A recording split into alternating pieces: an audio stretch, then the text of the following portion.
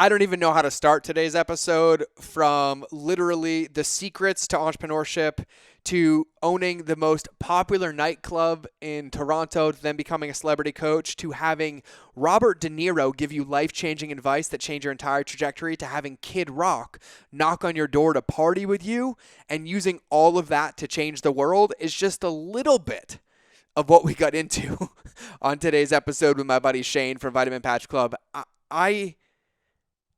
I actually am at a loss of how to introduce this one. But I'll say this. When Robert De Niro says to you, you know, I tell stories for a living, but I could never tell yours because it doesn't have a happy ending.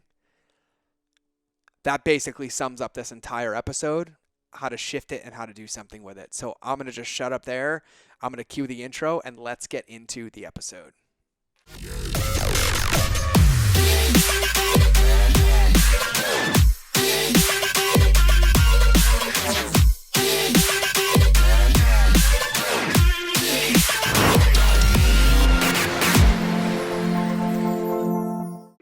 And welcome back to one of those crazy free-for-all Fridays where I riff the intros off the top of my head. But today, I feel like I have my brother from another mother from another country. We're balded brothers. We love cold therapy. I have met someone with a crazier story than mine, but one of the biggest hearts in the world. And so today I'm excited to have my dear friend, the guy who literally has more stories than the hundreds of books that I read every year, but really is dedicated to changing the world by changing his own life first and giving away those gifts. Everything from health to mindset to movement to absolutely every modality that you can think of to helping humanity be a better person. And most recently, something that I started wearing where I don't have to swallow my vitamins anymore. I just slap them on my skin. So I am excited to have my dear friend and brother, Shane.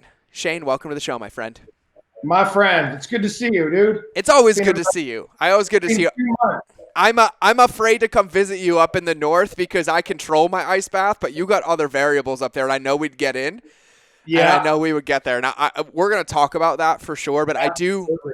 I do gotta set context, and you know this is one of the most important questions I ask, and it's something that I feel like you have an entire multitude of generational experience with, given the industries you've been in, from the nightclub industry to the health industry to running a clinic and a physical business and everything in between.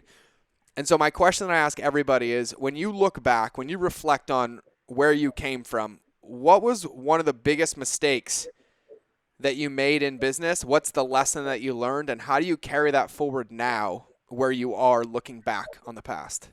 Easiest question for me. Impatience. Yes. The biggest mistake I've made is impatience. I am a fast thinker, a fast talker, a fast mover. I love fast. I hate fast. I get angry fast. I get joyous fast. Everything is fast with me. Even rehab was fast for me. Like 30 days out. Okay, new career. Let's go. It wasn't a year-long kumbaya, you know. So impatience, hands down, 100%. And anything that I've done that I've failed on, I've gone too fast or expected too much too soon for too little initiative, too little input. And so patience is what I've had to learn over the years, which is still a challenge every day. Yeah. And how have I implemented that? You know, I walk away from a lot of stuff now. Yeah. So I've learned, we talked a little bit about cold therapy and a little bit about mindset and motive, like you just mentioned that in the intro. What I've learned the most is, for me, I need to distance myself from the issue at hand to get perspective on the issue, because the issue that I usually see that has to get done, fixed, is one step in the process. And I actually learned that in school, by the way, because when I went to school to become a certified nutritional practitioner, our mantra is treat the whole person, not just the symptoms, which means there's a myriad of issues. There's a pathology of issues. It's not the headache. That's the symptom. That's the problem that you're feeling, but what's causing that headache? Well, we got to do the pathology of it all the way down. It could be liver, kidney distress. It could be 100 things. It could be stress. It could be anxiety. It could be gut, digestive imbalance. It could be bacterial imbalance. It could be 1,000 things.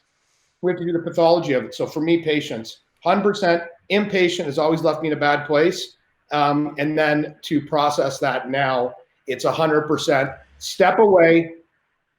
Get out of the micro for a minute. Look at the macro. Is that the only problem? Is that a descendant of a problem? Is it a systemic problem? Is it relating to other issues? And then just get back in and work.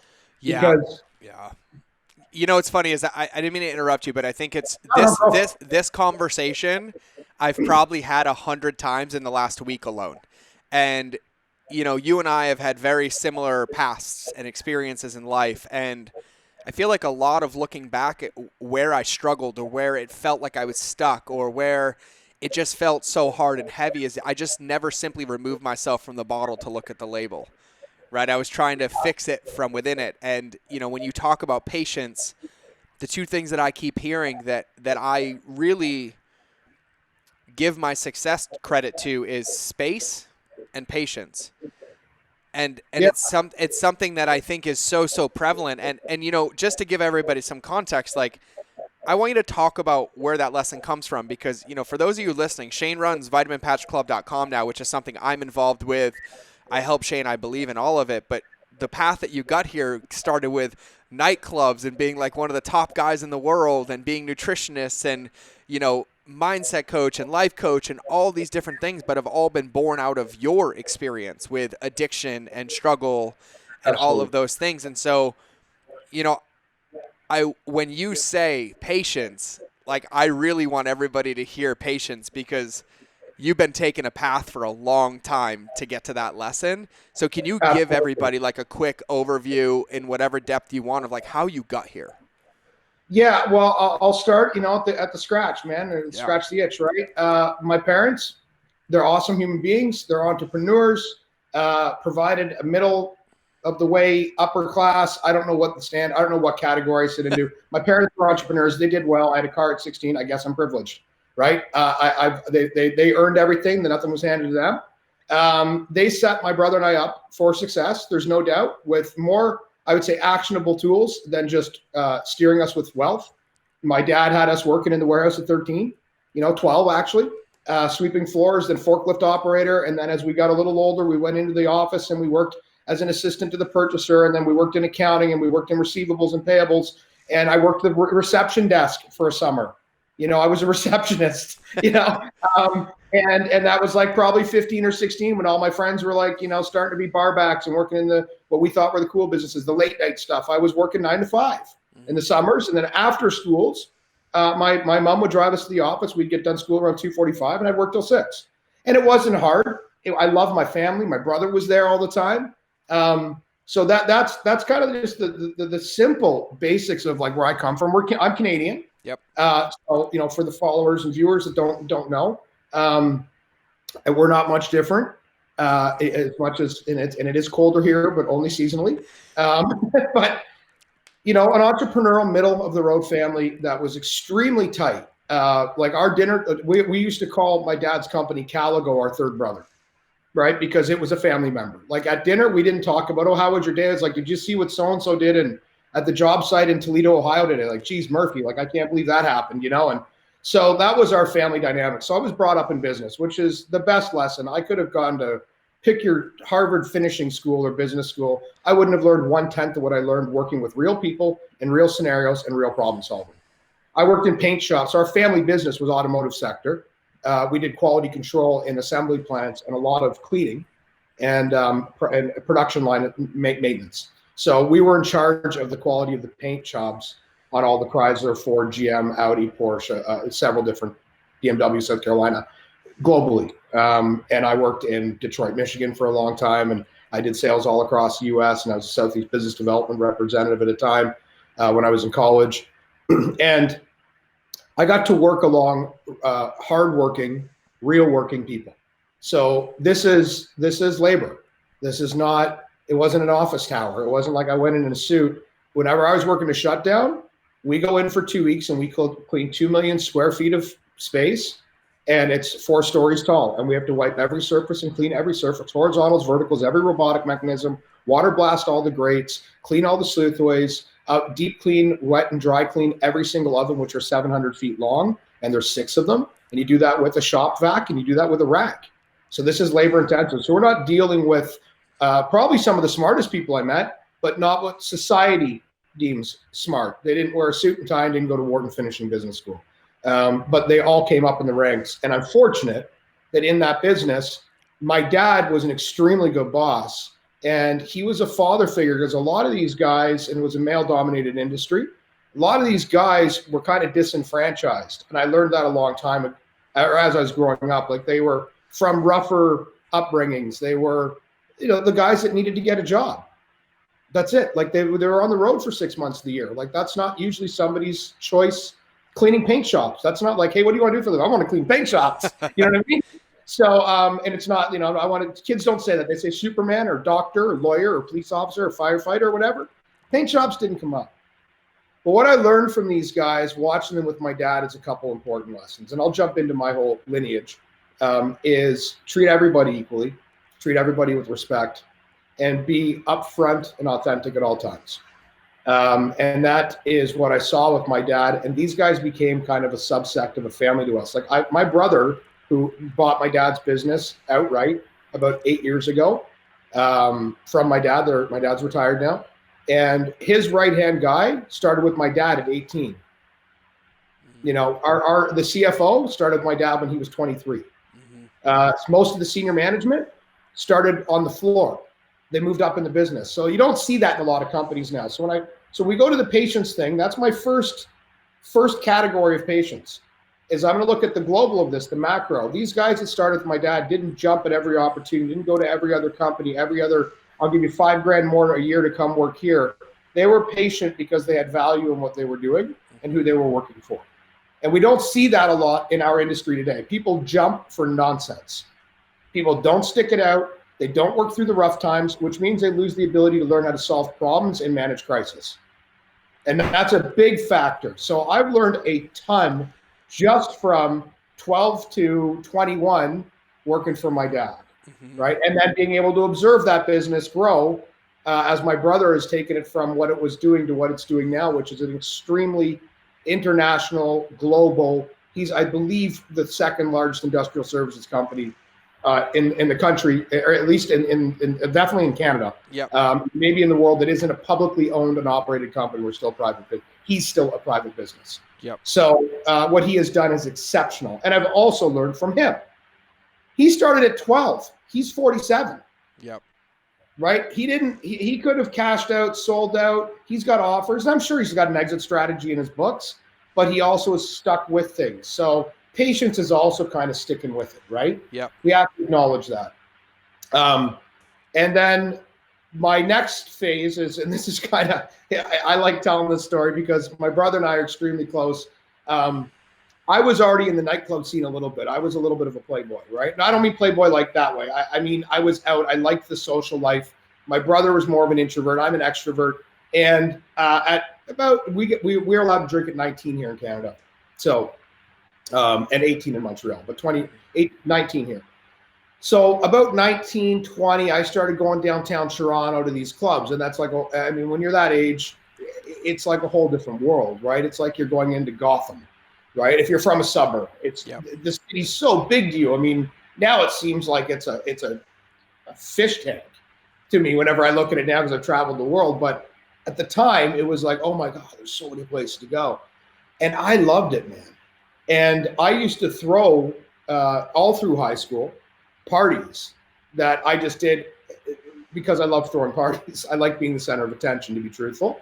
And the kid that threw the biggest house party was the center of attention on Monday at school, So I used to throw them in my dad's warehouse, actually, and we literally had funny story. My dad was on his way to Boston for a meeting, and he saw a flyer on a light post for a warehouse party that was a BYOB, that was basically a rave. We had scaffolding set up in the warehouse. So my dad would take off on Friday afternoon. Friday night, I would have friends come in, set up the warehouse with scaffolding, 100,000 square foot warehouse. There's at least 80,000. Scaffolding in all the corners. We went to local strip clubs and hired the strippers, but not to strip, to be go-go dancers. And they would come in and dance on the scaffolding. Then we would set up an 18-wheeler truck. We'd back it in. We'd put a band up or a DJ up. And then I had a unsavory motorcycle club do security for me. I won't drop any names, but the big one, okay? Support 81 is what a lot of people will know it for. They would come in and do security for us, and people would show up. They would check their booze at a bar that we set up. and which was actually made out of an inverted swing stage. We would put their beer behind, their liquor behind, then we'd give them tickets, and they'd come back with the tickets. And we had these parties. It was $10 guys, $7 girls, and we used to put 2,000 people in the space, 2,000, 3,000 people. The LED light show, laser show, all of that good stuff. There wasn't LEDs back then. It was laser lights and the old nightclub, like the spotlights, the stuff. So my dad was on his way to Boston and saw a flyer for 344 Newkirk Road, which was the address of the thing, and he turned around and went back to the warehouse. And I was in the back already setting up. He literally looked at me and said, and this is the relationship I have with my dad. He looked at me and said, "What are you doing?" He goes, "Do you understand the liability you're putting me in?" He goes, "Like, are you out of your fucking mind?" Yep. Like, he was just beside himself. And I'm like, "Well, Dad," I go, "I've been doing this for like 6 months, every once a month." And he's like, "I don't give a shit. Like, I could lose the business. You could," and he was right, except he had taught me business. So what he didn't know is I said, "Well, Dad, this is happening tomorrow. Like, you call the cops, I guess, but you're going to have 2,000 people on the street." Yep. And he said, "Well, there's only one way we can figure this out." He said, "Like, do you have a party permit, a fire permit? Do you have insurance? Like, if you don't have any of these things, it's getting shut down." And he didn't expect me to have it. Yep. And I did. I had the fire department come in and do a fire inspection for occupancy for private venue parties, right? So we had a license for a party permit for that night.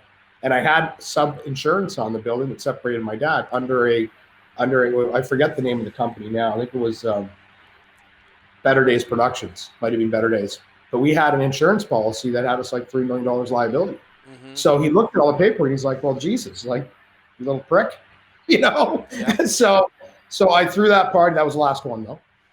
And that kind of got me into things. So as I fast forward, I was already in that scene a little bit. I started going to nightclubs, and I really loved it. And I remember sitting down with my brother, my dad was starting a separate business, which is the business of today. And I had a piece of it, my brother had a piece of it, and my dad had a piece of it. And, well, it was all of ours, but Clint and him were partners, but I was involved. And I remember looking at my brother saying, like, I don't like this. Yep. And he's, "What do you mean?" And he's like, "You're making more money than a 30-year-old. Like, you have a life path here. Are you an idiot?" I'm like, I don't think I want to do this anymore. I think I'm going to go open a nightclub." And he looked at me, he's like, "You're out of your mind. Like, that's the largest failure rate." And I said, "Look, Clint, I don't want anything from the company. I don't want anything from it at all. I don't deserve anything. You guys are building it. But do me a favor. Can you keep me on payroll while I go out and explore this? And because I don't want any value for leaving the business as kind of an owner or whatever, will you back my play with Dad whenever I need to figure out the finance?" Yep. And he made me do it.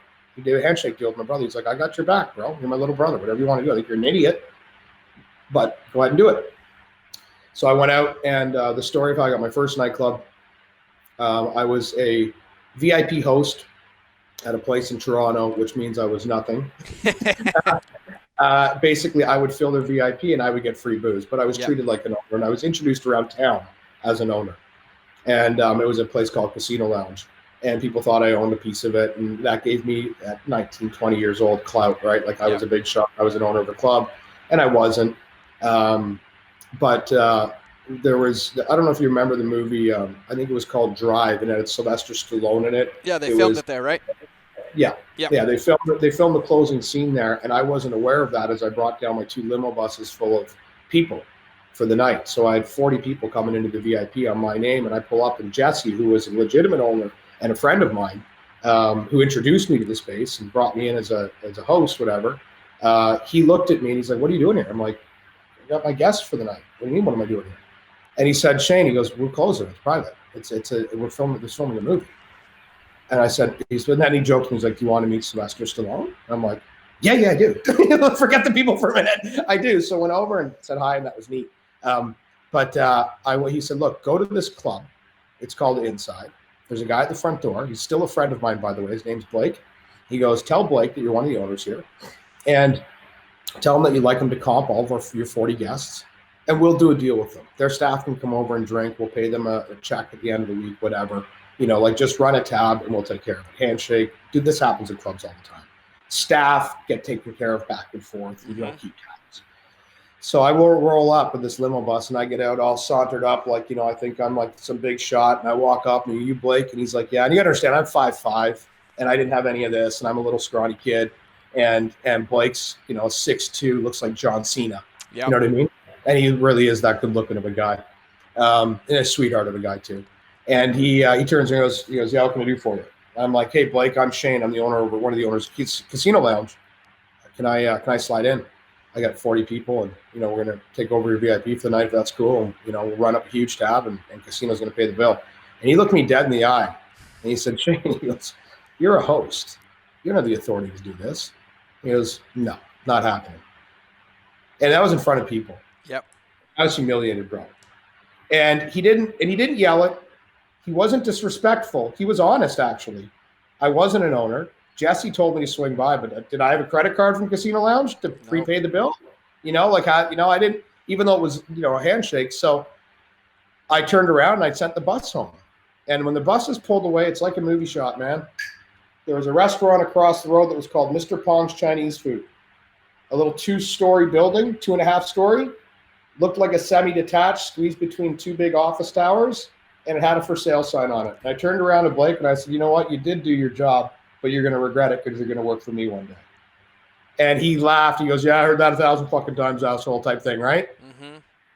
I went across the road and I went into the place and I said, who's the owner? Is there an owner here? And this guy comes out of the kitchen. His name is Lake Pong. And he says, I'm the owner. I said, I see your building's for sale. How much do you want for it? And he gave me a number. And I remember calling my dad, and this is now about midnight. I said, Dad, I think I found a building for my club. And he's like, how much do they want? I said, blah, blah, blah, how much it was. He says, you don't have the equity. I said, well, I can find the money. I know people. I know people that will lend money, even if it's high rate. He goes, the only way you're going to pull this off, kid, is if you get it for this price, because you need this much for construction minimum. Mm-hmm. So basically the price of the building was here. I needed to cut it in half to be able to do both parts of the segment. Yep. Right. And Lake Pong, anyways, looked at me and gave me the number. I went back in. I offered him all cash deal at half the value of what he was asking. Yep. What I didn't know about Mr. Pong was he was being sent to jail the next month, and he was liquidating assets because he had an illegal arms deal. Mm. So I didn't know that he was desperate to sell. He had to sell. So he accepted the offer. So I turned around, and about 2 in the morning or 3 in the morning, I had a building on Richmond Street in Toronto, which was the club corridor. And I think that's hilarious. Didn't you include your friend's Harley in the deal? Yes. Yeah. So Jimmy Williams, who owned the limo company that I used for the nightclubs and everything else. And Jimmy, I had the Harley there, and he liked the Harley. And he's like, what's the deal with that? And I'm like, why, you want it? And he's like, well, it's a deal if you throw that in. I'm like, done. Deal started. I remember calling Jimmy. He's like, hey, how did it go? And Jimmy talked like this. Hey, Jimmy had like this tough Greek guy. He goes, hey, Shaner. He actually used to call me Tagger, and I won't explain why, because it's derogatory. He goes, hey, Tagger, how'd it go? And I'm like, went good, buddy. I got the building. He goes, it's fucking great. You're going to own a fucking club. That's beautiful. And I said, bad news. I owe you a Harley. Now I got the phone.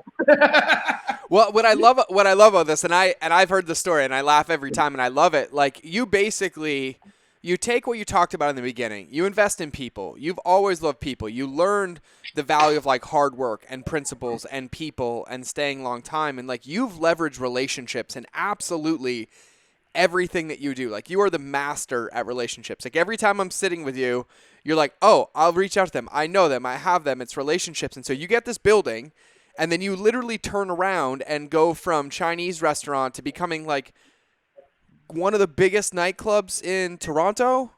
Therapy wasn't. Therapy Lounge was my baby. That was my first one. And Therapy Lounge was only a 666 capacity, but it was the only club on the street that was a lounge. I love the idea of sultry and sexy. Like, I had Honduran mahogany, not laminate. The bar was made out of her. The bar was a $200,000 bar. I didn't know anything about design, by the way. I'm an idiot. Mm-hmm. I should have spent $6,000 on a plywood construction and laminated it. I was a total idiot. I didn't understand designers have dreams, and then so I blew my budget. But it was the most greatest place, and I did leverage. And you're absolutely right. I had a friend of mine, Dave Jankoulis, who was just left Rockstar Energy drinks. They got bought by Pepsi, I believe, or somebody. They just sold. He was the president of Rockstar Canada for many, many years. But long before that, his dad had a bar in Oshawa, and I was good friends with him. And I'm like, dude, I'm going to buy a club. You're going to be my manager. You're an old friend. I trust you. Dave, ironically, didn't take the job, but he had committed to it. And as a commitment present, I took him to Mardi Gras with a bunch of other guys. We had a crazy wild week down there, and that was like a signing bonus. And that was one of the trips. There was many to Mardi Gras. That was my Vegas. You can keep Vegas. Mardi Gras was Vegas. Gamble with your life, not with your money, I used to say. So anyways, Dave came back and was like, Shan, I don't know if I really want to take the job. I think I scared him maybe in Mardi Gras. I'm not sure. He saw some sides of me he probably hadn't seen. And but he did find me another amazing guy and Craig and Adrian, and he brought 2 other people. So an old friend, not just an applicant, couldn't come through, but didn't leave the space empty. Right. Yep. And then I had a great team. So Therapy Lounge was by far my proudest thing.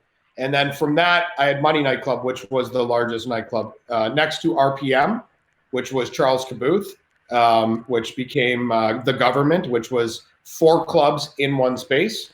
And I think they did about 15,000 people a night. We did 8,000. So in Toronto, we were the 2nd largest club. But I was the only person that owned my properties. That was the big difference. Yeah. So I leveraged by buying properties around me, and then I reconverted them, or else I took over other. Money Nightclub existed before me. I can't say I created it. I don't want to take credit for it. Money Nightclub was another person's club, and I acquired it through a certain way. I won't discuss that here because it's not the right way to talk about things. But I got it through a little nefarious method, shall we say. But I ended up getting it, and I wanted it, and I did it because I didn't like the guy that owned it, by the way. Yeah. I wouldn't do that to a good person. But so fast forwarding, because I don't want to take up all of our time on that. Nightclubs, I end up having them, and what I didn't know, and I'm going to be real honest with your audience, because I don't want to blow this story up as oh wow, what a cool life. I didn't know that I was miserable. Yeah, that's the sad part, George. Is I had developed somewhere along the line, probably in my early adolescence, a self-esteem, self-worth issue. So the reason I threw parties and I did all that shit for the attention was to fill, just the top of my needs. And I would just fill in just a little bit. Just if you think of a glass and it's draining out, I was just getting enough to keep the bottom with a little fluid, and I never filled my cup. Yeah. Right. It was always a little bit more, a little bit more, a little bit more. I never sealed the problem of this lack of self-worth and lack of integrity or self-esteem. And I started drinking more and I started using more. I was doing an 8-ball of Coke a day from 19 years old until I quit. And that's 20 years. And 18 years. And I was drinking excessively. Like we drink a lot in Canada. It's well known around the world. Canadians and Australians compounding back. And I was at the top. I would be a heavyweight fighter if there was a competition for it. On my 30th birthday, I think it was like 40 drinks. Yeah. 36 or 38 drinks. So I was masking that, and then I didn't develop good quality. When you're intoxicated and you're living in a false reality, and you are sitting there, everybody is looking at you for something, and you already have a self-esteem, self-worth problem. You compensate by making everybody feel they got something, and it's shallow and hollow, and it's not authentic, which leaves you more void. Yep. Right. So you keep giving this false person. The way I explain it to people that makes a lot of sense is I was a Broadway performer or a stage actor, except I didn't finish the stage. Yeah. So when you see an actor, they get into character. They create a new version of themselves to give to an audience, to entertain people. And they go on and they do their show. And then they come off and they wipe the makeup off and get into their street clothes and they go home. That character of Shane, club owner, slowly got more and more and more, where it was 24-hour consumed by it. I didn't communicate with my girlfriends, loved them all, never cheated on a woman in my life, but I wasn't a good boyfriend because I wasn't there. Mm-hmm. Right? I was always void. I was distant. I didn't like me, dude. That's a simple truth. I didn't like who I was. If you don't like yourself, you're pretty fucked. Yeah. Yeah, totally. When what it sounds like, and you and I have very similar, stories, is it becomes all engulfing that everything's an act. You have no time down, and then you're just like running and running, and then the threshold gets higher, and you have to increase the intensity. You have to do bigger parties. You have to do more lavish things to get attention. Like all of it changes. I mean, you were like hiring private jets at like 17, literally throwing parties that celebrities would come find you at. Like, you have more crazy stories than anybody I know, but it just seems like it was like you would have to find another level to the gas pedal, and you just had to push it a little bit. That's exactly it. Like, I mean, I remember, I'll tell this one story. I don't want to name drop because it's kind of, cheesy. But this one I think is kind of, so when you speak about jets and stuff, yeah, I would charter planes to go to Mardi Gras. Yeah. Right. Like, I would take my whole staff. I'd be like I'm having a good party myself at my club, and I love Mardi Gras. And I'm like, guys, let's go to Mardi Gras. Fuck it, close the club. Right. And like literally take the whole team down. And it was the top floor of the Ritz-Carlton. And so the top floor of the Ritz-Carlton in New Orleans, I don't know if it still is like this, but when you get to the governor's suite and the chairman's suite, which are like the credentials, right? The elevator goes up, and there's a door on one side and a door on the other. It's the whole side of the floor, right? So you got one side or you got one side. You're overlooking the park or you're overlooking downtown New Orleans, or the river, or downtown New Orleans. And at the very end of these rooms, there's a little balcony that overlooks an end pool that you share, a rooftop pool that's got like a bar thing. Mm-hmm. Brought everybody down, and we're having a bang up time. And I wanted to throw the biggest party in this hotel, right? So and it's Mardi Gras, they let anything go. So I went down to the front desk. First thing I did is when my guests all got down, I'm like, all right, guys. And I had friends on lower floors that were staying in actual rooms. Like I won't give the hotel tab, but it was extremely large. I remember calling my brother saying, I matched the card again. He goes, you did that yesterday. I go, there's a check in my desk drawer. Can you drop it at the bank and pay it? So my credit card clears up, and we're talking like a $20,000 limit. Yeah. So like 20 grand a day, right? Taking care of everybody. And my brother was like, you're out of your fucking mind. You're an idiot. Like, what are you doing? And I'm like, having a good Mardi Gras, So I was down there. So I said to all my friends, as soon as I get down, I'm like, and my team members, I'm like, all right, everybody give me your watches. They're like, why? I'm like, give me your watches. Went the safe deposit box in the room, threw the watch. They go, why are you doing that? I said, because time doesn't exist here. You drink till you pass out. You wake back up. You drink till you pass out. That's your time. There is no 12-hour clock here. Yep. You might wake up at 3 a.m. from passing out at 6 p.m. the night before, and you start. You'll find one of us. One of us will be out there. Yep. Find us. Call us. Right? And so it was this great thing. And then the next thing that happened is I went down to the front desk, and I got 200 room key cards. And I went up to all my friends, and I said, every girl that raises her blouse, give her a key to the card, key to the hotel, and tell her there's a party here Saturday night at 8 p.m. I hired a jazz band, hired bartenders, had the whole place set up at 8 p.m. 800 people on that deck patio. Band playing, tequila, rye, Jägermeister, a friggin' bender, right? Like, I literally stood on the balcony that overlooked the pool off the bedroom. I've told you this part. Yep. And I went, this is fucking biblical. Yep. Because it was the unknown party in Mardi Gras. Yep. Like, it was like a speakeasy in Mardi Gras. That's impossible to pull off, right? You had to have a key to get in, and it was just epic, dude. It was just epic. And I'm sitting there, and I'm still fond of these memories, even though I think they're so shallow and pointless. And then I get a knock on the door, and I figure it's police, right? So I open the door, and it's a guy with long hair, and he's got like a fedora, and he's got glasses on, and he kind of leans in a raspy voice. He goes, yo, man, what the fuck you got going on here? And I'm like, having a party, dude. You got a key? He's like, I don't got a key. I'm in the room across the hall. I'm like, oh, wow, it's going to go late, bro. I hope you're not calling to complain. I'm looking at him, and I'm recognizing him, but I don't know where I recognize him from. And I'm like, how do I know you? We met, and you got to understand, I'm gassed. I'm high and drunk. I'm thinking, what? Guy's got like a furry collar on, big glasses, gold chain. I'm like, who the what? And he looks at me, and now I'm going to tell you who he is. You guys remember the song Cowboy? I'm a cowboy. It's Kid Rock. Yep. It's Bob Ritchie. So I'm sitting there, and that was his only popular song at the time. So it was like he was just starting out.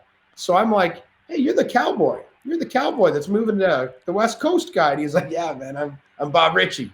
And I'm like, hey, nice to meet you. Really appreciate meeting you. And he's like, so, hey, man, can me and my girl come in? I'm like, absolutely. I'd love to have you over. Right? So I think somebody here. Sorry, I'm hearing noises in my kitchen. I'm wondering if an animal will get in there.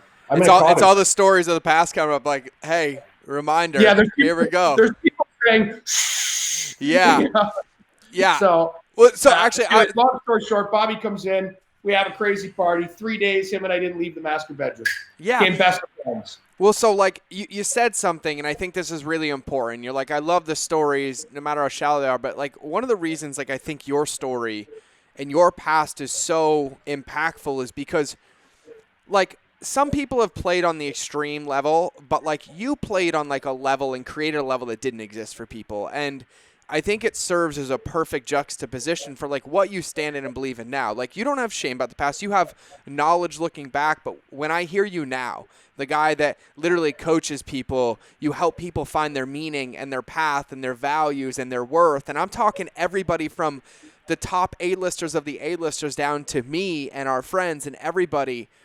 I think one of your gifts is that range that you've experienced. But, you know, when you talk about it, I want everybody to understand that, like, I know Shane and his heart, and, like, those things are perfect experiences to stand for kind of like what you do now and how you do it and what you believe in and who you stand for. And what I think is so remarkable, in my experience, like, I'm a pretty extreme person, but I can't even get to your level, but it felt like the opposite wasn't even possible for me. Like I was living in such this like chasing another level of dopamine, skydiving more, jumping more, crazy dopamine, like distraction, performing this person. And then, you know, I had a family and I lost it all and I ended up almost bankrupt and I ended up alone and, you know, in some dark, dark, dark areas. And at those times I was like, I couldn't even exist here. And I imagine, you know, when you were like the nightclub things exploded, all this is going, you got to a point where you felt that inside. You're like, this isn't it. Like, I'm empty. There's nothing there. I call it the tears after the beers. Yeah. I've talked with this when I sold all my nightclubs. So that's the funny story, Kid Rock. We're good with all my partying. Everybody gets the idea. Yeah. Right? Yeah. And then I sold my nightclubs at 35, I guess. And I had built this idea and this character for so long that once that was gone, I had no idea who I was. Yep. Right. And I didn't have the access. And all of a sudden, by the way, people didn't give a shit. Yeah. Right. Because I had personal access because I had colleagues, but all of a sudden I was living in my really nice home in suburb Ontario with the boat downtown. And this person, I didn't know who the fuck I was, dude. And then I hung around this unsavory group up there, and it was just, you know, local pub, drink till last call, come back to my house, do blow till 4. Horrible existence. And for 2 years I was depressed, not knowing it. But I call it the tears after the beers because eventually the party always ends. Yeah. And this is the same with anything your followers, your viewers, anybody is listening to. If you push away your issues, you're just giving them a bigger levee to break onto you. You're building another issue onto the issue, onto the issue, onto the issue. It's just how it works. If you don't eat slowly every problem you have, take them and digest them and then shit it out, literally get rid of it by going through the process, then you're going to leave yourself to disaster. And I had built 20 years of issues that I had neglected. And one night, sitting on my couch, I'm just in tears. Everybody had gone. My house smelled the cigarettes and booze, and I couldn't sleep because I'd been up for 2 days on coke, and the house was a mess. And I looked around. I remember it vividly, man. I was sitting on my couch and I'm just bawling, and like, I think CSI Miami was on TV or something, one of the late night A&E shows, or Law and Order SVU on USA Networks or whatever. And I was just like looking at TV mindlessly, zombie, stupid. I couldn't make meetings. Nobody really cared. I had a girlfriend who was passed out upstairs, high as a kite too. And it was just fucking horrible. And that wasn't enough because, as you know, I went through that for 2 years, every Friday, Saturday, Sunday, Monday night, because I used every day almost. So it's the same cycle. So what happens is you sit there in your fog, feeling like shit, And then you wake up the next day and the fog's still there. You don't feel like shit because the physical crap takes over, where your body is decimated from the abuse you did. And the only way to heal that abuse is to go use again. So you do. And then by the end of the night, you remember that you feel like shit mentally because you've used all these drugs that open up that portal in the brain that after everybody's gone, it goes, oh yeah, I am a piece of shit. And it compounds. And then you feel worse. You do more worse. You do more worse. And you do more worse. And you do more worse. And then my story of revelation was in Greece when I was 37. You know, I'd broken up. Maybe give the summary of this one. Yeah. Give the summary of this. And this one's a powerful story, but I think the summary of this one's a really good one. Long story short, I landed in Greece with a girl that I wanted to date and I wanted to impress her. So I took her to Greece and I showed up like Shane Griffin in those days showed up. Douchebag schmuck. Loafers, suit, Gucci glasses, whatever you want to say, right? Just picture your biggest kind of Miami looking douchebag. Did you have alligator shoes too? No, they were Gucci loafies. Gucci loafers. But Continue. I did have gators. I did have gators. It's not for Greece. Continue. I am so uncultured. I would show up in hoodies and board shorts. So continue. Yeah, well, I do now. I got dressed up for you. I put on a long sleeve with no logo. I'm wearing flip flops. So anyways, I got there, and the one thing that this girl said to me, and she was quite an angel, and I mean that with all sincerity. She said, Shane, I know that you drink. I know that you have fun. Please don't drink and drive in the village where my family's at. Like, it's very civil. And she wasn't staying even in my hotel. She wanted no image that we were together. She's like, you're my friend. You're here as my friend. I'm giving you a tour. And I took her on the trip. That's a given. But she made it clear that this was not a quid pro quo. You know what I mean? It wasn't. That she's like, I appreciate your kindness, and I'll have a great time, and I'll show you the best parts of Greece. And that's what you're getting for this. You're getting a private tour guide. I expected more because I was a douchebag and thought women were acquired, and they were acquired through impressing them through money. So that's where I was at that time in life. Anyways, second night there, I'd rented a AMG. What the hell did I rent? Mercedes GT. Yeah. And I left drunk. I'll give the short version. I left drunk. I wrote the car off. I broke my nose, fractured my orbital, fractured 3 ribs. This side of my face was mangled, and I was coughing up blood, and it was not good. And the next morning she kicked in the door of the hotel and was like, what the fuck happened? Like, the car's wrecked.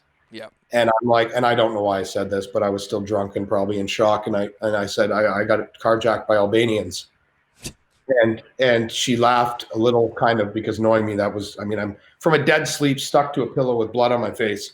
And she's like, you're such an asshole. Like, you're like, Shane, I watched you wreck the car. The club is an outdoor club. You drove around the back of the club and put it off the road where the whole club could see. You know, like, we saw the headlights go bing, bing, bing off the road, and then back up onto a service road. So long and short, she on that trip said, I'm out. I think you're a great guy, Shane. I'm not invested enough into this. I'm not putting myself at risk, and I'm leaving. I'm not taking the rest of it. I'm going to stay with my family. Yep. I'll get myself home. Of course, I said, you're a bitch. You're fucking use me for a first class ticket or a private jet or whoever the hell we got there, and blah, blah, blah, blah, blah, and all that other shit. And I remember leaving after I said all those things to her, and I felt just like shit, dude. I'm like, that's not you, man. Yeah. That's not you. You're not that guy. You're not that guy. But I was that guy. I didn't want to be that guy, but I was that guy. Yeah. So I spent a week by myself, kind of healing at this salt lake water thing that I found. And then I went on to Mykonos and Santorini. And when I was in Mykonos, the short version is, I'll back this up a little bit. We know I was in the nightclub business. I was involved in film festivals. I met a lot of celebrities. Okay, guys? One celebrity particularly told me how to call him if I ever saw him again. I never expected to see this celebrity ever again in my life, because when you run into this guy, right? Yep. And I'm in the hotel room and I hear this voice. Now you understand these were villas that were staggered, and each one went out where there was a bush and then a hot tub. Yep. And then a bush and then a hot tub, and they all looked over the sea. And I'm sitting in the hot tub, and I hear this voice. It sounds awfully familiar. I think we're gonna do it's like this talk, kind of like, hey, I'm like, fuck, I know that voice. So I go, Bobby. And I hear, hey, who's that? All right. So I go, Bobby, it's Shane Griffin. He goes, come on the hallway. I don't know who you are. Right. So for the folks that don't know, Robert DeNiro goes by Bobby if you're his friend. Yep. So I come out in the hallway and I'm like, Bobby, it's Shane. He looks at me and goes, I don't fucking know you. All right. And I'm like, it's Toronto. You did the film festival party. You opened the club. Or you opened your media at the thing. Goes, hey, what movie was that? And I told him the movie. I forget it now. I think it was the Meet the Fockers or something like that. Anyways, he's like, hey, he goes, oh, the Purple Club. I'm like, yeah, the Purple Club. Oh, yeah. How you doing? Oh, geez, you look banged up, type thing. And I'm like, yeah, I'm banged up a little bit. I said, well, what are you doing for dinner? He goes, oh, I'm just going to go out. He's by himself. I'm by myself. We went to dinner. And at dinner, this is when the epiphany happened.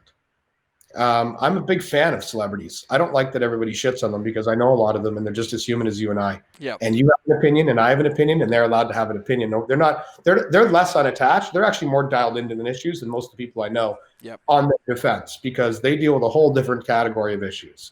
And I know that intimately. That's why I won't speak anymore on that. But I have a lot of respect. I'm always fascinated with people that have excelled in a career that millions of other people are excelling. I want to know the best firefighter in the world too, by the way. Yep. Who's best? How did you get better than everyone in business, in spiritual advice, everything? When somebody is the elite, the best UFC fighter, whoever's holding the belt, what separates you? Yep. Right? That fascinates me. So actors and musicians do. We're at dinner and he literally looked at me and goes, so what happened? I said, this girl, I took her out and, I took her here and then I wrecked the car and and she's a bitch and this and that. He's like, I don't know. She's a fucking bitch. I don't know if I'd say that. It was like, you fucking wrecked the car, Shane. And I said, well, and so anyways, he goes, Shane, and this was the most poignant thing was ever said to me. And I actually have permission to say this. He said, Shane, can I be honest with you? And I said, yeah, that's my best part, De Niro people. And so he said, can I be honest with you? He goes, I write stories for a living. I tell stories for a living. I direct stories for a living. I'm a fucking storyteller. He goes, your life is amazing. You got a great fucking story. But we could never produce it in Hollywood. And I said, why? He goes, because we don't make movies with bad endings. Yep. And he literally said, maybe you need some help. And I said, you think I need to go to rehab? He says, I don't think it'd be a bad fucking thing. It's not going to fucking hurt you. The bars will still be there when you get out if you don't like it. Yep. And that was the first moment I ever thought about going to rehab. And then, I embraced it. I got home and I had some help getting there. Acknowledge my brother who was the final push for me. I'd been thinking about it for about 2 months and Clint was the one that basically sat me down and was like, hey man, I heard you're thinking about going. There's a plane at the airport. It's fueled and it's going to California. You can be on it or you cannot. I'm never bringing this up again. Yep. Type thing. And that was it. That's how it was. That's how it laid out to me. He's like, I'll never bring it up to you again. I don't fucking care if you go or you don't care. You're a big boy. He said, but I've arranged a place for you and you can go or not. There was no ultimatum. There was no, you're not going to be in our family anymore. There was no martial law. They were just like, you're a big boy. If you think you got a fucking problem, you probably have a fucking problem, kid. Mm-hmm. And I said, you're so right. And I got on the plane and I went. And I loved it. I went to a place called Passages. It is a highfalutin Malibu place, people. So yeah, privileged. Spent a lot of money to be there. But they were a non-12 step. My brother picked that specifically because he didn't think that I could submit to a higher power, which he was right. And that's not to say that I don't believe in anything that you want to believe in. For me, not a religious guy. Not the 12 step is based in religion, but it does submit to a higher power. And I've just always believed I manifest my own destiny. I create my own luck, and I create my own bad luck too. And I didn't want to be reliant on a person that if I didn't get in touch with them when I was having a tough moment, like a sponsor, if I didn't call them, that I would crumble because they're my gateway to success, right? So this holistic pathway that they taught me was about self-acknowledgement and about self-worth. And it was about self-esteem and self-management and creating positive habits in your life and creating purpose in your life, creating passion in your life.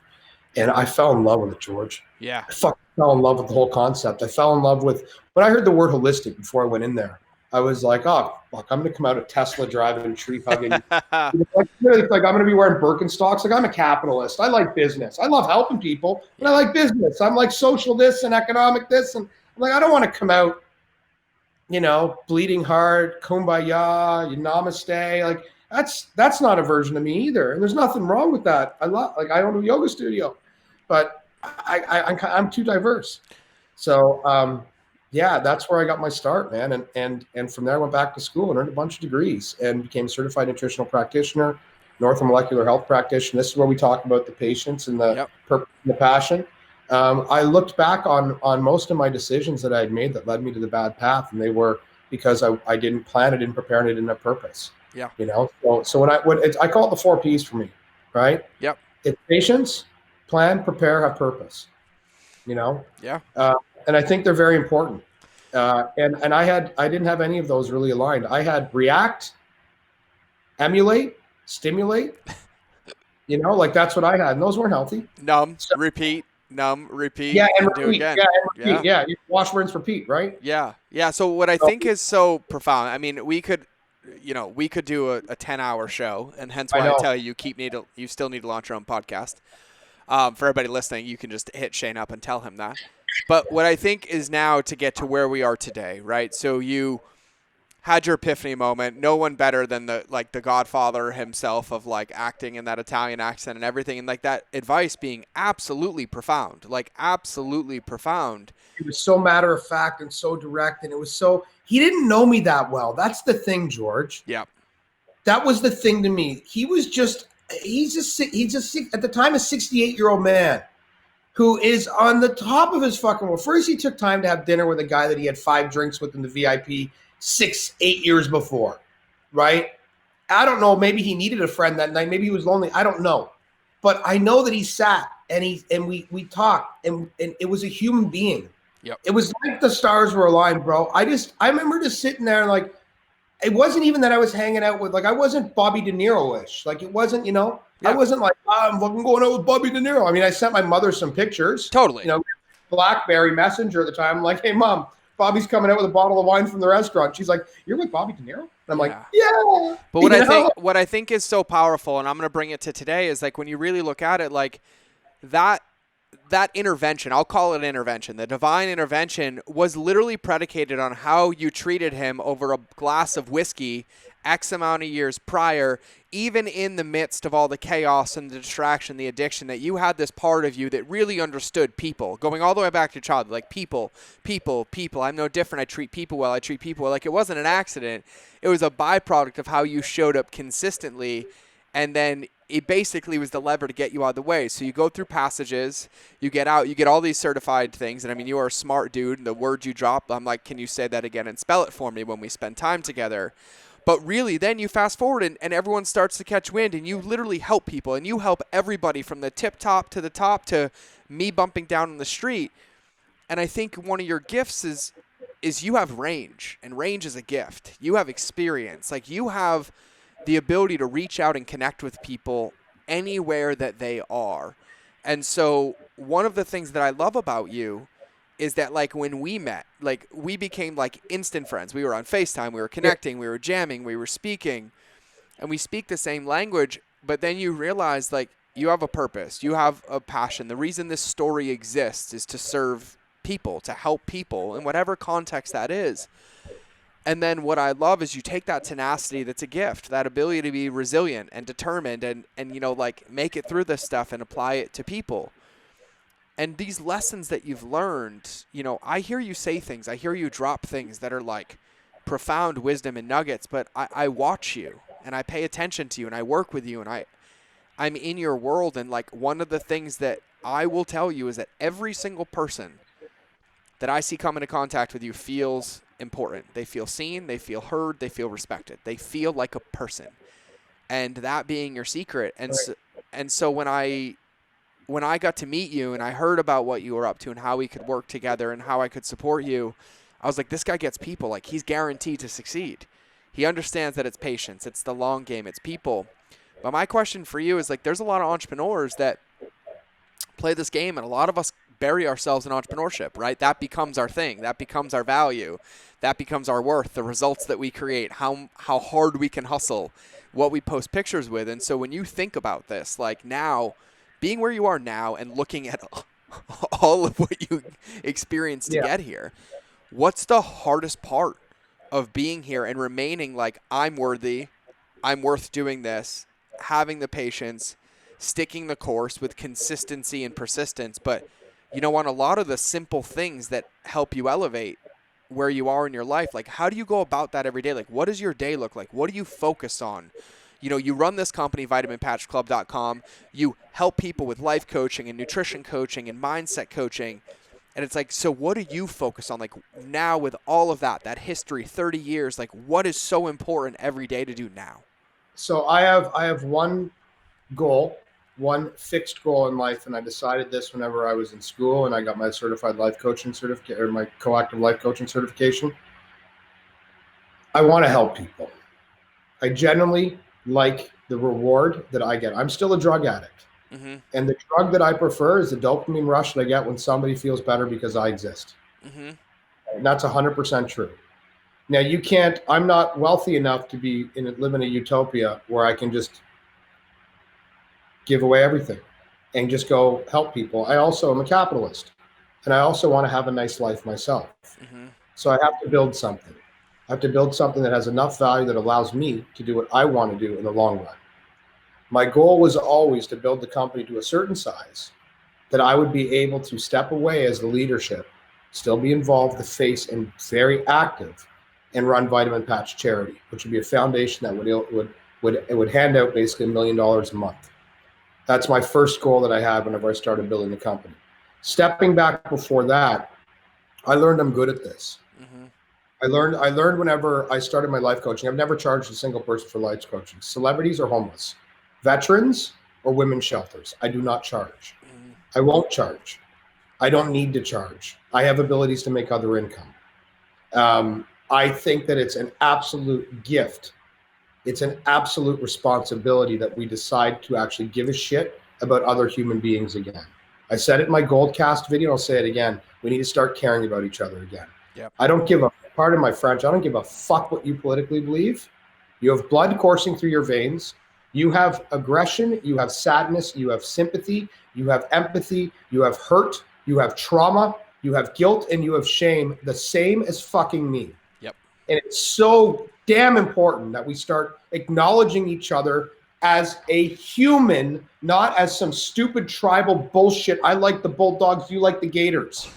Like, it's such fucking nonsense. Yeah. And I'm a fan of sports. You know what I mean? Yeah. But like this asylums we put each other in, I'm pro this, I'm anti this, I'm this. It's fucking nonsense.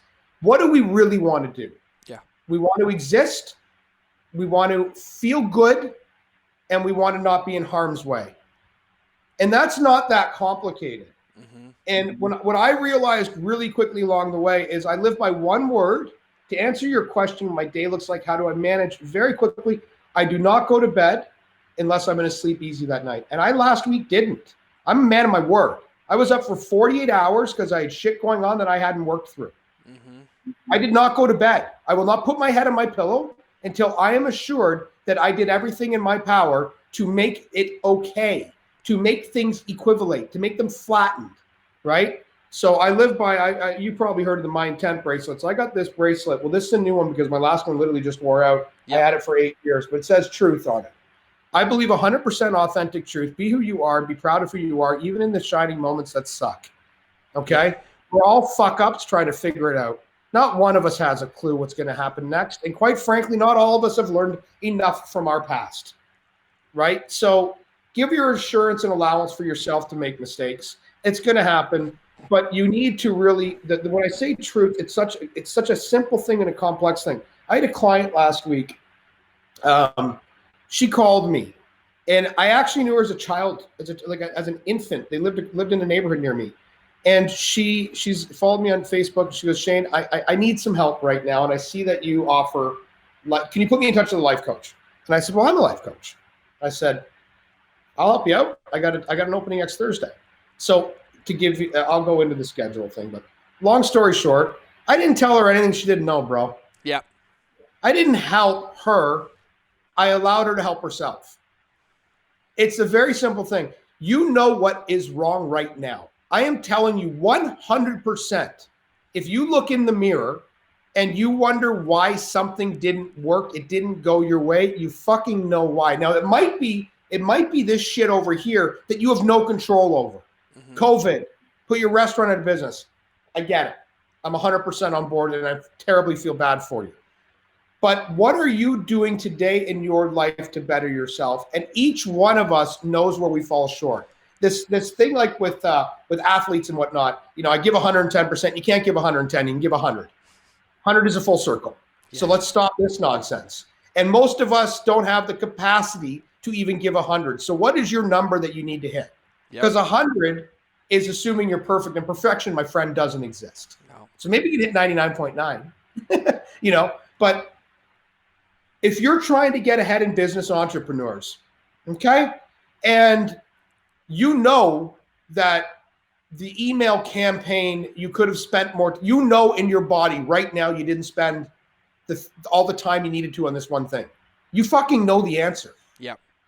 You know, and it's a matter of getting really honest with yourself and looking in the mirror and saying, okay, this is my range then. And it doesn't mean you're a shit piece. It doesn't mean you're no good. It means that you have the capacity to put out 68% of epic shit. Yep. So how are you going to fill up that other 32? Yep. How are you going to find the other 32? Now, you're going to find good people. You're going to find apps, systems, chart out. George, you're part of that 38 to me. I don't know what my percentage is. I'm being argumentative here. Totally. Really, I don't know if I'm putting out 88% or I'm putting out 20%. Yep. But I know that if I want to get my business to where it is, I can't do 100% of it 100% at 100% of the time. Nope. Right? It's not possible. I don't know enough. Yeah. I'm not smart enough. It doesn't exist. Yep. But what I do know is that there's other people that can bring in things. And Brad, fine example, of course, who's my business partner now, right? Brad was part of a mastermind that I went to that I didn't want to go to. I didn't want to sit in this meeting. My business was losing money. I was having a shit thing. I got taken to the cleaners by an old friend for a ton of money, who was a fraudster and a piece of shit. But it was an old friend, and I believed him. I didn't do the contracts, people, so also be very articulate and follow through on the. He didn't fuck me. I fucked myself. Yep. That's the truth. I didn't go. If he was a stranger, I would have had bylaws and bylines and contracts so scheduled. I'm like, he's a good guy. I've known him for 30 years. Right? So, but I didn't want to go on this mastermind. And I sat in it, and Kevin Thompson, who brought me in, and blessed Kevin Thompson, sorry, he was like, Shane, he called me personally. I need you in here. I'm like, why do you need me? I got nothing to offer. Yeah. I go, my company I just got jacked for $200,000 this month, and I got 3 more months to rebuild or I'm out. Yeah. Right? I'm like so pissed off at the world. I'm like, I'm not going to bring anything of value. He said, Shane, everything you bring is value. Yeah. He goes, we have consultants that want to move into charity, and you work the most in charity of anybody I know. Yep. I'm like, okay, well, I could help that transition. Yeah, I know how to do that. I know how to talk to charity people to be able to. They wanted to consult in charities. They wanted to migrate their business. One consultant that was on the panel, and that's why he thought of me. And I said, I know the language.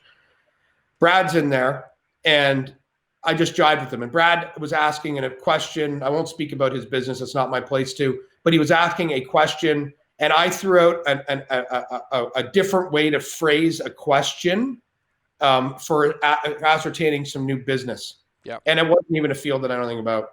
And he's like, I like that. I'm going to try that. And about a week later, Brad called me and he used the pitch on me, which was kind of funny. Yeah. Right. He did it sarcastically, of course. He's a pretty bright guy. I think you can agree on that. And he was like, hey, I want to do this for you. And I'm like, dude, you know, I can't afford you at the end of it, no matter how good you do. Yeah. I go, I was with you when we made the pitch, you know? Yeah. But I met with him and he did what he said he was going to do. And I found that piece, that whatever it's 10, 15, 20, 30%, whatever it is that fills in the gaps. And he introduced me to you. And the other thing that I'll say really quickly to your crew here, you can't lose trust. That's the big thing too. So truth and trust are extremely important. You got to live in your own truth, but you can't be void of trust. Yep. I hate, and I know that Gary Vee's been saying this a lot. I've been saying this for years, and I know Gary, and he's a great guy. And I'm telling you, he didn't steal from me either. it's his own thought process, but I'm pissed off he's got a platform that can say it to millions of people before I could, is you don't earn shit from me. Your trust is yours. George, I met you once. I trust you emphatically. It's yours. Mm-hmm. What you do with it is up to you. Yep. And if I get burned by you and I trust you again, then I'm an idiot. Yep. Okay. But I give it. You don't earn shit from me. I have zero expectations. Mm-hmm. Zero. I don't expect a goddamn thing from anybody because I will show up. I will show up on time. I'll show up with authenticity and truth. And if that's not good enough, then it's not good enough. Yeah. And I had to learn that the past 8 years of sobriety. I'm 45 now. I got sober at 37. I had to learn that. I had to learn that I'm good enough as long as I'm giving it my best. Mm-hmm. And if you're honest with yourself and you're authentic with yourself and you give yourself, you got to be hard on yourself. I am the worst fucking critic. I shot content 2 weeks ago under your advisement. Shane needs you to shoot new content. They sent me everything. I think it's dog shit. I'm looking at it. I'm like, oh, this sucks. This sucks. You know what? One's converting epic. Well, I know. And here's the beautiful part. The content was never for you or your opinion anyways, because I had you do it for them. Well, yeah. I'm looking at what I'm doing and I'm like, oh man, I don't like the way that shirt fits and blah, blah, blah, blah. Yeah. But I didn't like the way I spoke on a couple things because like I'm like this. I'm a flow guy, right? Yeah. What I should go on for an hour. Yeah, what I love about you, and I have to interrupt you so I can wrap some paper around this. What I love about you is there's no filter between your brain and the world. So that means there's no filter between your heart, your brain, and the world. And so we get all of shame. But like what I love about this, earlier you talked about having the space, right? Like being an authentic truth. And one of my tools for my sobriety was authentic expression all the time, regardless of like what it was. And so you and I talk a lot, and I find that my talking is my accountability measure because I'll say it, and I say it all. I'm like, oh yeah, when I did this, and when I had this, but it's just a practice, like a muscle, right? And so I want to wrap a couple things that you said and ask you another question. So, you talked about like the 100%. Jeff Spencer's a dear friend of mine, teacher. And Jeff is responsible for coaching over 100 Olympic gold medalists, 100 of them. And he taught me this beautiful word called temperance. And he's like, Olympians are gold medalists because they train to 70% intentionally every day. Intentionally. And then they know that that's what they have to do, to win that gold. And they save what's there in the tank for when it matters. They outsource the rest and they play it. And so, what you're talking about is like at the very beginning of this, you're like patience and space. Like you need space to see. You need space to see the perspective. You need to remove yourself from that equation. You need to be able to process and feel what's coming up and explore it and really, really sit with it, not shove it down, not let that levee break on you, but to really be with it. And I asked a question about like, what's the day look like? But you gave the answer. And the answer is like being in a relationship with the one person you're guaranteed to spend the rest of your life with, which is yourself. Yeah. And practicing it. And the other component to that, and I know I drifted off on you, so I'll sum up a day really quickly, is I treat everything like it matters, okay? I say it on my Instagram all the time, crush everything you do. Yep. Doesn't mean I'm great at everything I do, but I give it my best. I learned that from my recovery. And when I started coaching people on their recovery, one of the things that I'd always talk about was what's the word I'm looking for? You have to own it. You have to be responsible yourself. You have to self-integrity, self-awareness. Yeah. And I used to say, like, if you want, like, one of the rules that I have in my early sobriety is if I'm with somebody, I will never drive anybody to an event if there's going to be alcohol. Yep. Sometimes first girlfriends too. That's a very interesting conversation to have. When you start dating somebody, you're like, yeah, I'll meet you there. Why? Not picking you up because you drink. I don't care if you drink. It's that if I have to go, I'm not going to look for you because it's an ER appointment. I'm having a heart attack. Yeah. If you're at a wedding, this is the analogy I give. If you're at a wedding and you're having a heart attack, you say, wait a minute, I got to say bye to the bride and groom. Right? No, you don't. The gurney pulls you out or you race to the hospital. And I treat that like everything else. So for instance, before our call today, I have a standing appointment where I train every day. I give myself a workout every day. Yep. Right? So that hour is never booked for me. Never. It's not allowed. It's as important as me getting up in the morning. Yep. It's as important as me eating. It's as important as my cold plunge. They are all important measures each day. And if you don't segregate them out or you don't separate them out or you say, I'll get to that when I'm done this, You got a timeline shit. I work for 6 hours, gym time. Whatever I'm doing, computer closes. Yep. I don't return texts. I don't look at my phone, nothing. That's my time. Yep. That's my time to let the valve, the steam come out. Yep. I need that as bad as you might need a text return from me. But if I don't take care of this, I can't help you. Yep. Because if I do that hour with you when I should be working out, blowing off steam, I'm going to be a nut job. Totally. I'm not going to be focused. Totally. And that's going to transcend further and further and further and compound. Yep. So my day's simple, man. I wake up. The first thing I do is I lay in bed for about 2 minutes. I don't jump out of bed. I've told you this routine. I do not jump out of bed. I lay back down. I do breathing exercise, and I set my intention for the day. And my intention has been everything from I don't want to shit my pants because I ate bad food the night before and I had diarrhea to I want to change somebody's life today. Yeah. And if that's my intention, I'm going to do somewhere. It's got to fit in. Yeah. I always leave an hour every single day. There's an hour opening on my schedule. It doesn't matter if it's 11 o'clock to midnight or midnight to 1 to help somebody for an hour in coaching. Yep. So every single day, 7 days a week, I do an hour coaching pro bono.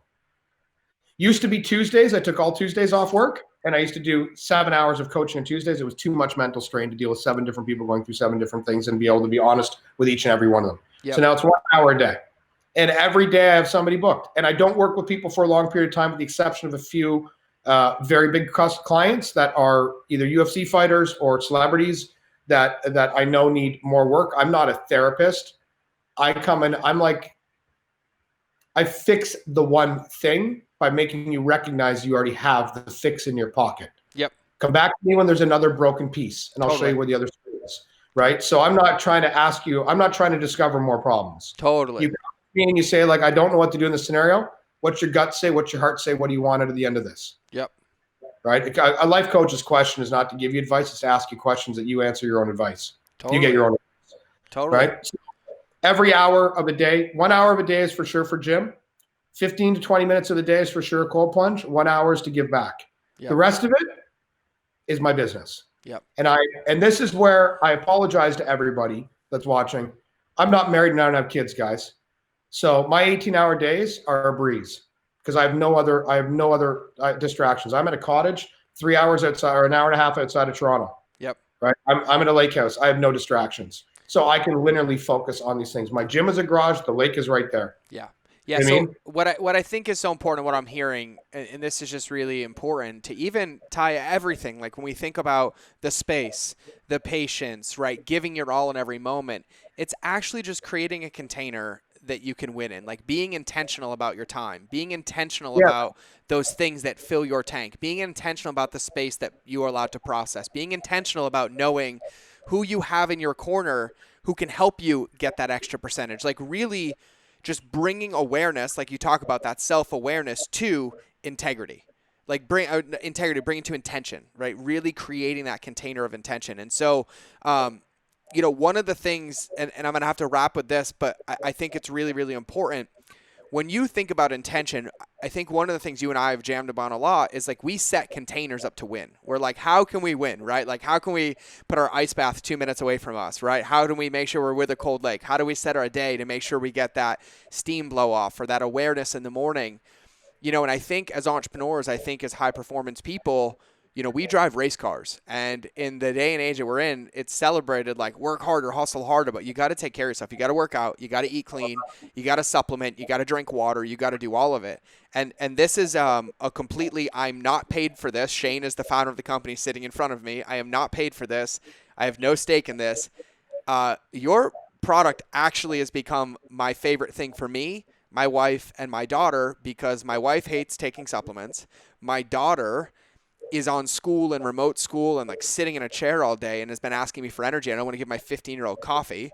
And then my little 4-year-old's asking about it, but I've told everybody about this. And like literally the vitamin patches have been one of my favorite things ever, like putting on a vitamin B patch or knowing that we're all vitamin D deficient. And so I want to take a minute just to let you really talk about this. Because for everybody listening, Brad is one of my dear friends. He was our 100th episode that came out a couple weeks ago. And I know Brad and Shane, and I'm helping them because I believe in what this is. But it's a really beautiful understanding. Like, can you put your hands up right now? I bet you have both on, right? Yeah, totally. Yeah, totally, right? And it's one of these things that our success as entrepreneurs, as human beings, really comes down to us stacking our habits, like really creating a container that we're guaranteed to win in, getting things from having to think about them and manage them to like just becoming a part of the routine. And I've made your vitamin patches a part of my daily routine. Like I slap them on the back of my hands. I'll put them on my neck. Like sometimes I'm a smart ass and I put them where people can see them so they ask me questions about it. You know, but yeah, well, of course. But I think it's a really, powerful thing. So I just want to give you a minute, before we wrap. I don't never ask this, but I think it's really important because I believe in everything you do and I believe in why you're doing it. And I want to let you get everybody here. And by the way, there's a 20% off coupon with the code Lighthouse that I just remembered that we made. Yeah, we did. From a live stream. Yeah, the coupon code, everybody remember this. We'll put it in the show notes, but it's called, the code is Lighthouse, and it's 20% off for the vitamin patches. But can you tell everybody like why they're effective, why they're good, like how you piss out like 60% of your normal supplements anyways, like whatever those numbers are that you know and I don't. Yeah, it's actually my favorite video we shot the other week. It was me standing taking a pee, by the way. Nice. Yeah, it's not me really peeing, people. It's a jug of water that I'm holding close to myself, and it's a back shot, and all you see is a stream of pee, and it's me over talking, going, "Your pee stink." It shouldn't. Anyways, look, what I learned along the way very quickly is when I had my private practice in Los Angeles, whole life balance, is we did several modalities in there, but one of them was vitamin IV infusions, and one of them was nutritional consulting. Vitamin IV infusions I was part owner of that division, which was medically supervised. We had nurses, and the nutritional consulting was under the WLB, my division of the business. And I was basically helping people eat right, get motivated, do their thing, and work out. We had a private gym in the back to full body boutique services. And I noticed a correlation at first when I had the clinic that people that were coming in that were changing their meal habits, but didn't have it all down yet. There's so much to learn to eat right, about your body, about how you work, about the damage that's being done to you. We got to correct what's wrong before we start, really seeing benefits from it. So part of their routine or their protocols was that we would give them supplements, right? We would say, here's the best brands on the market, and I have a special membership to get ones that aren't even sold retail, guys. So I was getting the best. Like, they didn't look pretty. They didn't, like, they were horse pills or they were whatever, but they were the top's quality, and they weren't even retail available, special for practitioners. And we had our vitamin drips. The vitamin drips customers would come in once a week, spend $150 to $180 to $250 for a custom drip that I would procure and make. That's one of my degrees. It's orthomolecular health practitioner, so I know how to chelate different nutrients together to make you your best. And I was noticing that the vitamin drip people, the IV people, were balanced out within a month of a drip a week, but they had spent $600, which doesn't seem like a big investment to me, in all honesty. For your health, it seems like a nothing, but it is when people are living paycheck to paycheck. Mm-hmm. And most of us are. I still am, no matter what y'all think about the stories of the clubs. I pissed through a lot of that money, and I've invested a ton starting new businesses. So I am broke as a joke when I'm starting all this stuff, right? So, I mean, I had my fun. So I'm sitting there and I'm watching these people do great that have money. And it's the good old story. The people that didn't have it were still suffering. And the supplements they're taking, I wasn't seeing improvements. So I got very skeptical of my clients, saying, like, you've got to be doing something wrong. I'm giving you the food plan and I'm giving you the supplement support. What are you not doing? What's the problem? And they promised, they swore, they did a food calendar, they did a food journal, they did everything. They were eating right and they weren't getting better. I remember what I learned in school: bioavailability. Very common term in the medical pharmaceutical vision is bioavailability. And what that means is what part of the medicinal or active ingredient actually gets to the desired destination or its intended place. Yep. When we take nutrients and supplements, the intention is not to get them in our stomach or our digestive tract, our small intestine, our portal vein, or our liver. Our desired place, the end place, is our tissue, muscles, organs, brain, bones, teeth, ocular, into the systems that make us work. And they travel through our bloodstream. So when I learned bioavailability of supplements was maximum 20, which was the products I was getting that you do not have access. Well, you might, George, knowing you, but most people don't have access to, because you can't buy them. You have to have a nutritional practitioner's license, or You buy the other ones at the store, even the best with the really good labeling that they've sunk hundreds of millions of dollars in marketing is going to be 10%. So I looked at it fiscally because I'm an entrepreneur, and I was like, well, that's a terrible investment. I'm giving you 100% of my, if I went to a steakhouse and I spent $100 of steak and you brought me 10% of the steak, I would break the waiter's neck. Yep. Right. So I was like, this is horrible.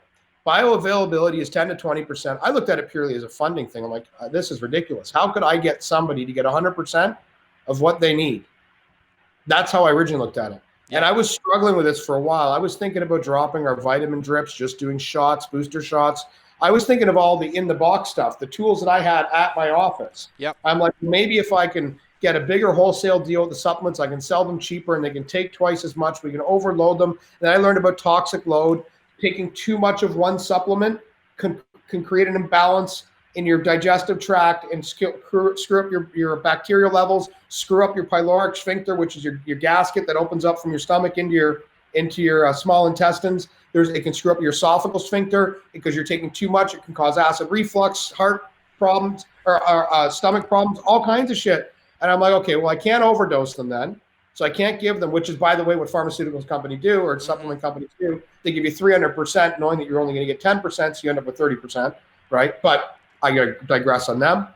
So I was just frustrated. And you know what? I'll be 100% honest with the audience here because I talked about authenticity. And I told you this would come out one day. I didn't expect it today. I still smoke, guys. Yep. Okay. And you don't find a picture of me online smoking. You won't find anywhere else will you ever see any recognition except a Goldcast video from 4 years ago. I still smoke. I'm an idiot. You can DM me and tell me I'm a jerk face, whatever. I agree with you. It's a disease, and I haven't given it up yet. Shane Griffin on Facebook. Shane Griffin. Yes, Shane Griffin. Feel free to DM me. So one thing I haven't quit yet, and I've got 1,000 excuses. They're all excuses. I just haven't quit. That's the simple truth. But I was planning on quitting. And I had this big plan of a date, and I set it in my calendar, and this was the date, and this is going back about 4 years ago now. And I went to the store, and I wanted to get a prescription to Chantix, which is a smoking cessation pill, and it had a good bioavailability. Actually, pharmaceuticals tend to have a little bit higher than supplements, like 63%. And I said, okay, well, I'll get that. We'll figure it out. And the pharmacist who knew me said, Shane, I don't think it's a good idea for you. You know, this doesn't, people with anxiety and depression, which I suffer from both. She said, that's one of the side effects. And I would just take the C, go down that road, and they can become addictive. And I'm like, all right, no bueno, not doing it. I said, what's the best option then? And she said, just get the nicotine patches. And I'm like, but do they work? And she's like, they're the #1 selling smoking cessation product in the world. And I said, how do they work though? I mean, that makes no sense to me. I was the same as everybody else that comes to our website first thought. I'm like, skin's a barrier. Skin doesn't let anything in. It protects us from the world, the evil outside world. And she explained what transdermal technology was. And that was the first time I'd even put it together. We're in there with the nicotine patches, and the aisle right beside was the vitamins. And it was all of this wall of pills that I knew were junk and shit. And then the nicotine patches, which were actually down here. And I looked up and I went, are you kidding me? I'm like, why are we doing that with this? Yep. And it was my epiphany. And the reason I still smoke, guys, amongst the many thousand other excuses, is I left the store to buy the nicotine patches because I had an idea. So I ran out of the store and I called my team and I'm like, hey, guys, I got a new venture I think I'm going to start. I'm going to see if we can manufacture vitamins in a patch. And the simple way that they work, guys, is very easy. So you can only see a tiny layer. Actually, you know what? I got a couple in here. So I'm going to peel it off. Well, and just so everybody knows, like, yeah, and you can explain it. It's all on the website as well. Like, the imagery is really helpful for you. So hold it this way. Yeah, there you go. It's got a little delay on the camera on my end, so I got to move it slowly. Anyways, that's it. And you'll see that it's very thin, right? And for those of you listening, Shane's holding up one of the actual patches. It's like it's like 1/5 of the width of a Band-Aid that you would put on. Like, it's actually really, really thin. Very small. And so with it. In that tiny little bit, though, George, is a backing layer, a design layer, a backing layer, the adhesion module, and then the nutrients. So there's actually 3 layers in there, right? Yeah. And they're pressed together. And so one's for design, one's for substrate, and then one's for the adhesion. And inside the adhesion on the glue side is where the nutrients are held. Yeah, and so once you put it on, it's like a time release delivery over like a span of like 4 to 6 hours, and then right. Yeah, got it. So you're getting a constant delivery. There's no artificial fillers or binders in there, which is a huge thing that companies use between coloring agents, binders, coagulants, obviously fillers, a ton of other things, the nutrients supplement companies use. We don't need any of that. Yep. Because ours is held in adhesion. The adhesion is above 700 Dalton, which is the measured weight.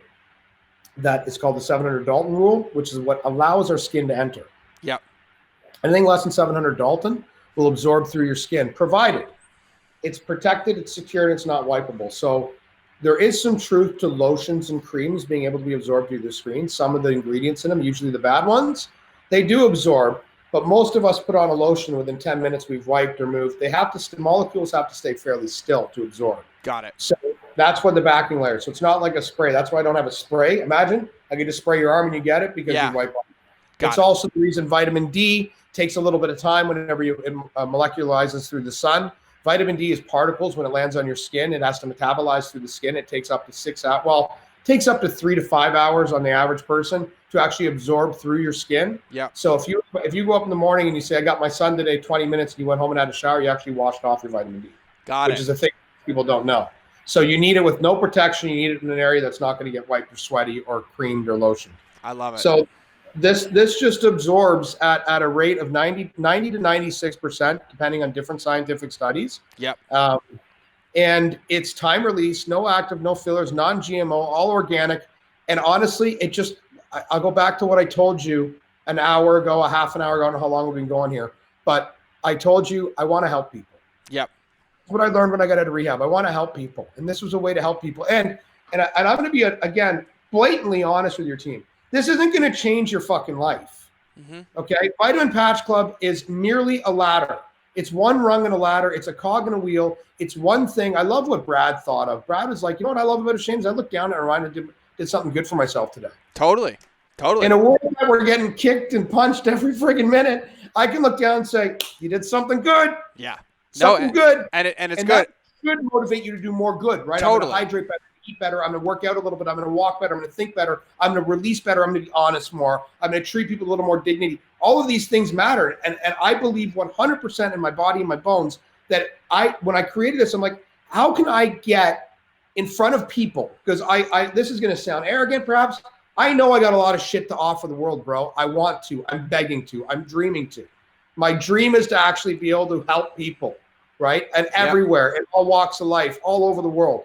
And if I could do that and still afford to live, if that was a job just to help people, wow, I'd be all in, right? But you have to plan something. So I figured, let's get a company. Let's get something that helps people. Let's bring value to them. And then I'm in the kitchen. Yep. Right. And now through Vitamin Patch, we can start talking about cold plunging, the benefits of restoration. We can talk about zinc and why you need it. We can talk about keto diet, fasting diet, intermittent fasting, 1 meal a day. We can talk about kickboxing versus regular boxing. Whatever that conversation is. Yep. There's so much, because the one thing I learned, bro, when I had my practice is people aren't stupid. They're not informed. Yep. Like, we've done an injustice to a generation that like, and I'll just, without going into COVID shit, but the biggest mistake that was made that drove me nuts is not one doctor at the very beginning of this, when they did the lockdown, said, okay, guys, this month, this is how you take care of yourself better. I know this is scary. This is a bad thing that's happening, yada, yada, yada, right? But this month, we have to lock you down, or we're choosing to lock you down, or it's going to be a lockdown, or whatever it's going to be. I need you all to drink a liter of water. I don't know what that is in gallons. Sorry, 3.63 liters. So a half a gallon of water, a third a gallon of water, whatever it is, third a gallon of water. I need you to practice your breathing, and I need you to start taking care of yourself, because none of us have taken ownership that part of our bad health is our own fault. Yep. You know, we're not doing it. So that pissed me off, and I think we've done a tragedy where we haven't informed people, because the biggest mistake I saw is people come in and they have the wrong information. They have no understanding what good food groups are. Yep. They don't know what to eat. They don't know what their body needs. They don't know how active they have to be. And somewhere we're supposed to be teaching people how to be better human beings. And I think our education system, our health ministers, our Department of Health and Science, they've all failed us. Yeah. Because I shouldn't, for Christ's sakes, I'm the fucking guy that's going to teach everybody this. That scares the shit out of me. Yeah, well, it doesn't have to. It doesn't have to. But listen, everybody listening to this, like the one thing that I think is so important to wrap all this together: consistency, patience, space. Habit stacking, setting yourself up to win, like doing all the things, having self-awareness. There's so much loaded in this. And to summarize the vitamin patches, I use them. I love them. I love Brad's, take on them because I do see them and I look at them every day. And to be quite frankly, I forget sometimes to put my supplements out, and I take a whole lot of ones that like weren't effective. And I love the fact that like I don't get an upset stomach and I can just wear them and I know that they're working, and I'm not supposed to have like this crazy, placebo effect. It's just supposed to work, and it's supposed to be there and support my body. And so we're all deficient. Sorry to interrupt you, George. We're all deficient. Yeah, we all have things. We all have some serious issues going on, and the very simple way to take care of that is take care of yourself. And what we've created is just a better method of doing so. It's a better absorption. Yep. It's less invasive than taking pills that are full of what we don't know they're full of. We're made in the USA. We're sourced in the USA. We're a little bit more expensive because we're manufactured here, guys. That's the truth. And it costs more to manufacture a patch. So if you're going to do price comparison, sure, you can buy a bucket of vitamin D pills that are made wherever the hell you want to make them. Yeah. Ours are made in the USA. And they're made by skilled laborers, and it's an FDA-approved facility. It's not made in some vat. That is one of the main reasons, by the way, some of my clients in the UFC have been kicked out of fights because they were taking creatine from a company that was also making some illicit substance, and it was left in the vat. Yeah. So I mean, that is 100% true on a couple of one of my clients specifically. Yeah. They forced it back to the manufacturer. They spent their own money to prove he wasn't cheating. Totally. And I mean, and it happens. And it happens. So I'm gonna summarize and give everybody the code, because everybody remember this. The code is Lighthouse. That's easy to remember. But go to vitaminpatchclub.com. Shane has beautiful imagery on there. Shows you how it works. The options are there. There's a bundle to try them. I recommend everybody trying them, I give them my stamp of approval. I use them. My family uses them. I think they're amazing, and I also know what content is coming because I'm helping with the strategy of there and getting into the benefits of everything that Shane and the team at his company will help you with. Can I give you one up on that, George, before you wrap? Because I want to give your followers and viewers one little thing, because we're going to be. So here's my guarantee, guys. Okay, but I need a little work from you too. Use the code Lighthouse. Start with a 3-month starter pack.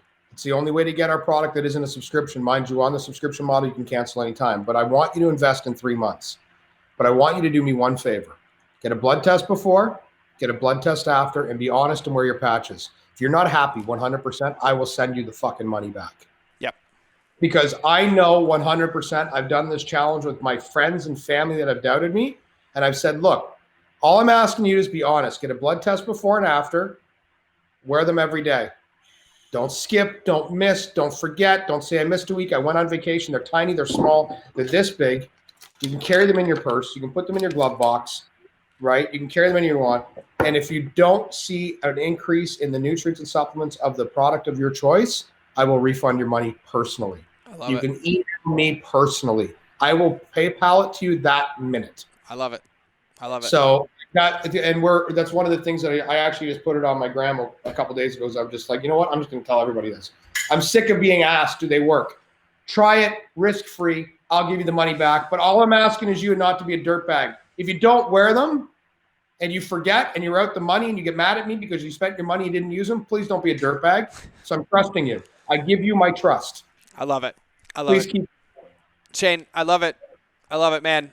We'll just get everybody in a room with you. Everybody go find him. He'll put on an event. He'll tell you all the stories for 12 hours, 20 hours. He'll feed you healthy food, put you in cold therapy in the lake. He'll slap vitamin patches on top of you. And so the code, again, is Lighthouse. I just so everybody knows, I don't get an affiliate commission for that. That is just a discount that they did for you guys. So Lighthouse at vitaminpatchclub.com. You'll see everything there. Shane, thanks for being here, man. I get a wrap. Everybody's like, let me go get my patches and slap it. Put them on your hand, take a picture, slap them on Instagram, send Shane a DM. He responds. Hit him up on Instagram. Hit him up all the places. Shane Griffin LA, Instagram, Vitamin Patch Club. I answer and respond to both. Both apps, of course. I love it. I love it. So for everybody watching, listening, thank you for being here. Thank you for listening. Thank you for having another Free For All Friday with the craziest stories that you will never forget that Shane will always say. I will see you guys in the next episode. And remember, relationships will always beat algorithms. So now I'm going to cue the outro. Bye.